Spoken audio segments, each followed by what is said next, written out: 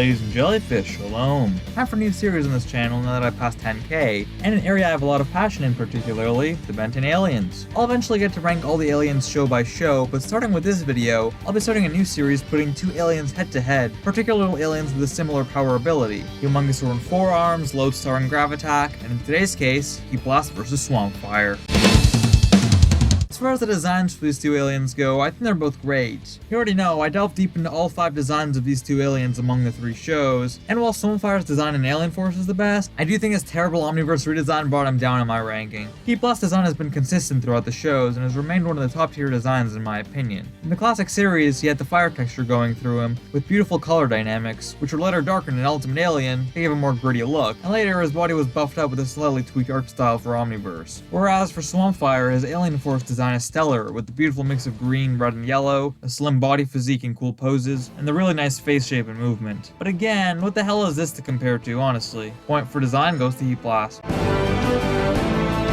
As far as powers and abilities go, they both exhibit incredible feats throughout their appearances. Heatblast obviously wins in the fire department, being able to create supernova level fire attacks at the age of 4, and almost burying Vilgax in boiling tar when he was younger. He can do pretty much anything with fire. He can shoot it, absorb it, spit it, blow it. Okay, moving on. He can also fly, and somehow break a chunk of the ground off and levitate it. Other than that, he doesn't really offer more powers. Meanwhile, Swampfire offers a lot more variety. To be fair, Heatblast was marketed as just the fire alien, whereas Swampfire also mixes Wildvine into the mix, but anyway. Swampfire has a few cool powers up his sleeve too. For starters, he can shoot fireballs, both flames shooting out of his hand, and actual fireballs that he can throw at enemies. He can communicate telepathically with plant life, and can throw seeds in the ground to grow vines that can strain foes. He can regenerate pretty much any part of his body that's cut off or shot, making him virtually impossible to puncture or hurt. He can even create roots with his feet for extra leverage, like when he toppled the hybrid Ark. So yeah, needless to say, shooting fire is cool, but Swampfire has a whole extra roster up his sleeve that makes him even more badass.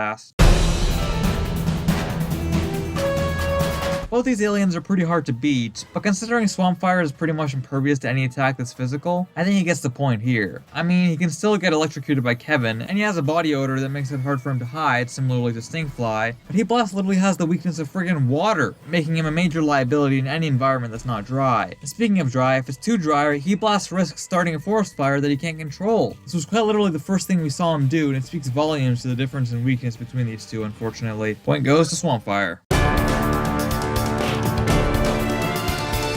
For the voice, I think most people would agree with me that Swampfire's has been better. The only Heatblast voice actor I've particularly liked was the original series counterpart, voiced by Steve Bloom. It sounds cool, collected, and menacing, almost like he's on fire. His D. Bradley Baker voice is just really weird sounding, and while I do respect David K's take on the character, it sounds a bit lazy and laggy to fit Heatblast's fast-moving fireball physique. David K also later voiced the Swampfire 2, which I hate, but for the majority of his UEF run, and a bit of Omniverse, D. Baker is also brought on for Swampfire, who, hot take, may be D. Bradley Baker's best alien role in the entire show. Between Baker's Swampfire and Bloom's Heatblast, I think I gotta still go with Heatblast on this one. Bloom just delivers a smoky, cool texture to Heatblast that's different from the nasally but still cool voice of the OG Swampfire.